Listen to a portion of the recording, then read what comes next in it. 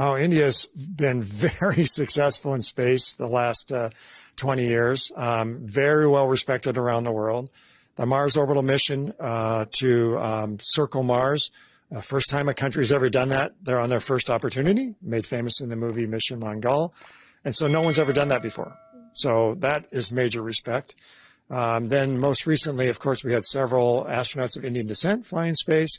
And then we had the landing on the moon last year by India. And it landed on a polar region, which no one's ever done before. So again, in the world history, they just did something no one else has ever done. So there's, of course, major respect by that. And then just 4 or 5 months later, India announced that their own capsule to send humans into space was nearing certification. And they named their first 4 astronauts also. And so hopefully sometime next year, the first Indian astronauts on an Indian spaceship will go into space. So it just keeps moving the reputation higher and higher. So what do you think it's going to happen after this generative AI conclave? This is India's first international conclave that's happening in Kochi. So what do you think that's going to happen? What would be the lessons? What would be the outcomes, after this? Sure. So I think what we'll see happen with generative AI is that it will improve our lives and the lives here in Kerala and Kochi and all of India in ways we can't even imagine. The Honorable Minister of Defense made a very eloquent speech yesterday in which he outlined many specific examples of how generative AI will help people's lives in India. For example, the use of water, disaster response, et cetera, et cetera. But one of the really important things he mentioned is that we need to make sure that generative AI curriculum is in the curriculum now of Indian youth, so that they have that technology knowledge as they grow up and help make society better even in the years ahead. So I think the future is super bright. This is just the start. But there are so many concerns with job loss, losing jobs, unemployment, so many concerns. Do you think the generative AI can help us to deal with that as well? Yes, I think, anytime a new technology comes along, it's going to have some negative effects because that's just the way people are. But the benefits will far outweigh the negatives. And the benefits, we can't even imagine what they all are because people are so creative. And the example I'll give you is that when the smartphone came out, people thought, oh, there's going to be several hundred amazing applications.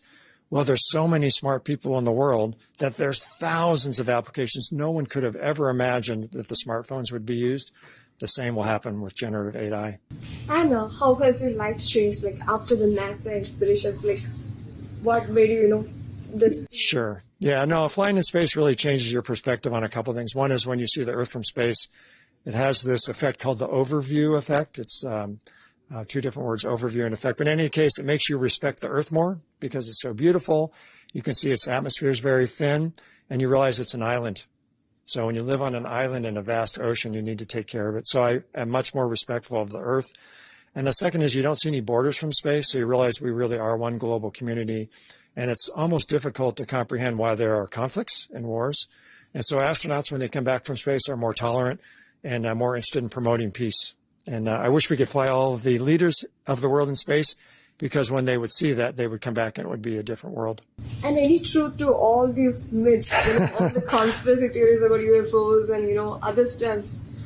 Yeah, so it's the most common question now. The Hubble Space Telescope has told us that there are maybe 1 trillion galaxies in the universe. And each galaxy, if it's like ours, has hundreds of billions of stars.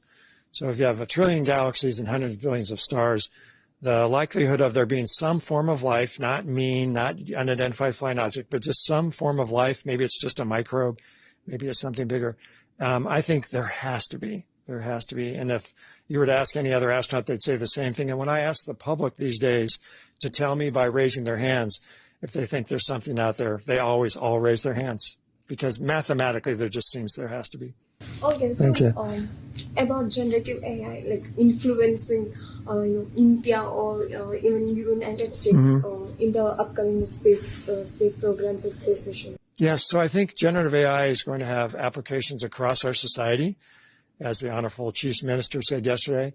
But in space, it will help automate certain things so that we don't have to spend the astronauts' time doing mundane things or dangerous things. So we'll be seeing an increase in the ability to automate things. But also, I think there's so much information to process about the Earth that generative AI will be used to help us understand the Earth's climate and weather better. I mean, to this day, we can still kind of guess what the weather's going to be like. But I think with generative AI, we'll know much better exactly what time things will happen and geographically where it would happen